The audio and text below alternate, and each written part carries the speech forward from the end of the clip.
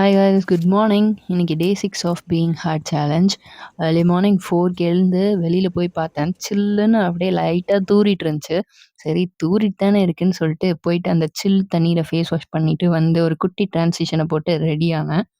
அப்புறம் மழை தானடா பெய்யுது, சன் லேட்டாக தான் வரப்போறாருன்னு சொல்லிட்டு சூரிய திரையை ஸ்கிப் பண்ணிட்டு மாய்ஸ்சரைசர் போடலான்ட்டு யோசிச்சுக்கிட்டு இருக்கும் போதே பிள பிள பிளன்னு மழை பெய்ய ஆரம்பிச்சிருச்சு. அதுதான் இந்த ஓடி போய் நான் அதை கன்ஃபர்மேஷன் பண்ணுறேன். செம மழை இன்னைக்கு. அப்பப்போ விட்டு விட்டு பேஞ்சுட்டு இருந்ததுனால என்னால யோசிக்கவே முடியல. நான் எப்படி கிளம்ப போறேனோ, என்னவோ, எப்படி போய் சேர போறேனோ ஒண்ணும் புரியல. அப்புறம் மாய்ஸ்சரைசர் போடலான்ட்டு வந்தேன். அப்ப எனக்கு அந்த மதர் காமெடி தான் ஞாபகம் வந்துச்சு.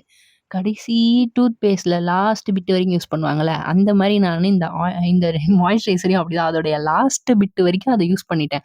இன்னைக்கு அதுலருந்து சுத்தமா வரவே இல்ல. என் மொத்த சக்தியும் அதுல கொட்டி அதுலருந்து எல்லாத்தையும் பிதுக்கி எடுத்துட்டேன். அப்புறம் மாய்ஸ்சரைசர் போட்டுட்டு ரெடி ஆயிட்டு வெளியில போலான்னு நெனச்சேன்.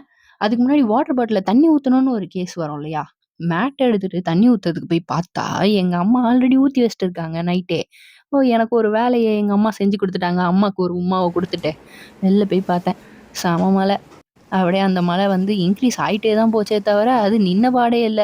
நானும் நின்னு நின்னு பார்த்தேன். அப்புறம் அந்த வால் படத்துல வருமே, சந்தானமும் நிப்பாரு, எதிராளியும் நிப்பாங்க. அந்த மாரி ஆயிப்போச்சு.